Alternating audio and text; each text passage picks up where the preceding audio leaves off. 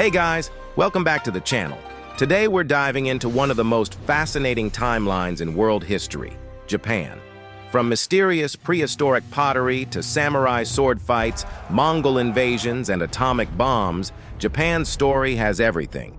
So grab a snack, because this is the history of Japan, the quick, chaotic, and kinda funny version. 1. The dawn of Japan. Once upon a time, like really long ago, Japan was home to the Jomon people, who made pottery and stone tools while living that classic hunter-gatherer life. Then, around 300 BCE, new folks called the Yayoi showed up from Korea, bringing with them shiny metal weapons and rice. The Yayoi changed everything. They started farming, built small villages, and slowly took over from the Jomon, creating a society that loved fishing, rice, and apparently very organized villages. 2. Spirits, shrines, and shiny gods.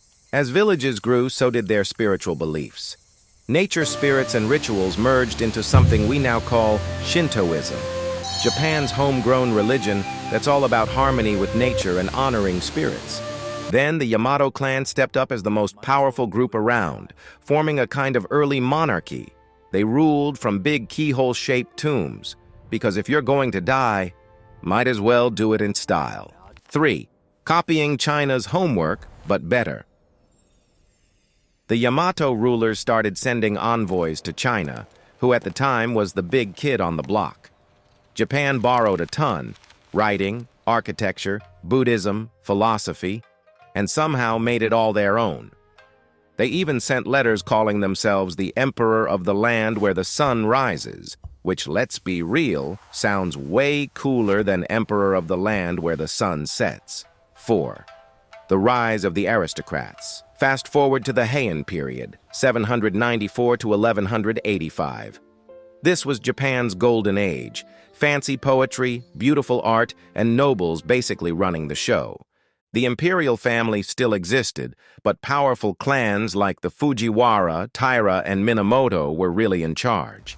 These families fought constantly, which, in classic history fashion, led to civil war. 5. Enter the samurai. Out of this chaos came Japan's new superstars, the samurai. Originally soldiers fighting northern tribes, they soon became elite warriors serving noble families. When the Minamoto clan finally beat the Taira, their leader, Minamoto no Yoritomo, became Japan's first shogun, basically the guy who actually ruled while the emperor sat around looking royal. Congratulations, Japan, you've officially entered feudal mode. 6. Shoguns, Mongols, and divine winds. Japan was now run by shoguns and local warlords called daimyo. Things were chill until Kublai Khan of the Mongol Empire sent over a polite note like, "Hey, surrender or else." Japan ignored him. So the Mongols invaded in 1274 and then got smacked by a typhoon. They tried again 6 years later and got smacked by another typhoon. The Japanese called these storms kamikaze, meaning divine wind, and figured the gods were clearly on their side. The Mongols?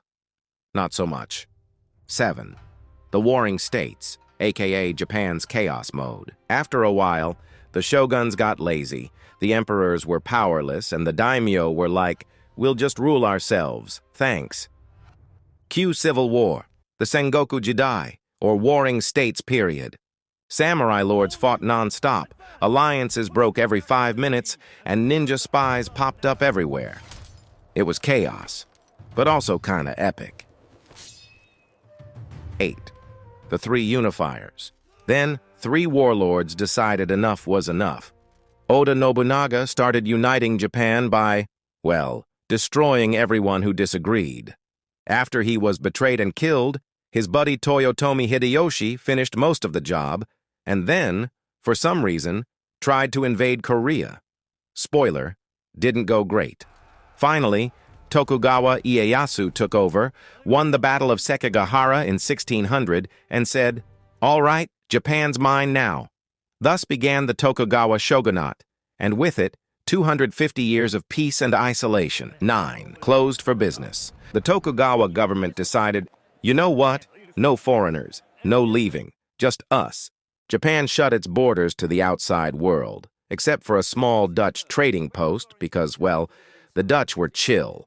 This isolation lasted until 1853, when Commodore Matthew Perry from the U.S. showed up with warships and said, open up or we'll open you up. So Japan opened up. No diddy. 10. The Meiji Makeover. Realizing they were a few centuries behind, Japan went full speed into modernization during the Meiji Restoration. Factories, railroads, Western clothes, even a new constitution. Basically, Japan binged industrialization like it was a Netflix show. In a few decades, they went from samurai to steam engines, from rice paddies to rifles. 11. Empire mode. Activated. By the early 1900s, Japan had become a major world power. They defeated China, took Taiwan and Korea, then beat Russia in 1905, the first time an Asian country defeated a European empire. The rest of the world was like, wait, what? Japan's confidence skyrocketed, and so did its imperial ambitions. 12th World War II. The downfall. Fast forward a few decades. Japan invades China again, joins Nazi Germany and Fascist Italy, and attacks Pearl Harbor, dragging the U.S. into World War II. Japan's army was fierce, loyal, and terrifying, but also responsible for horrific war crimes like the rape of Nanking. By 1945, the U.S. dropped 2 atomic bombs on Hiroshima and Nagasaki, forcing Japan to surrender. 1945, the atomic A very bombs. horrible turn of events. The war ended, but Japan was changed forever. 13. Rebirth and recovery. After the war, Japan rebuilt under U.S. guidance. They ditched the military, embraced democracy, and focused on technology and innovation. By the 1980s, Japan was a global powerhouse. Cars, electronics, anime, they were unstoppable. And today, Japan is peaceful, creative, and still carries deep respect for its traditions, even as it leads the modern world in innovation and pop culture. So yeah, Japan's story is one of constant reinvention. From ancient pottery to PlayStations, this island nation has seen it all and come out stronger every time. If you learned something new or just enjoyed the ride, make sure to hit like, subscribe, check out the channel, and I'll see you guys in the next video.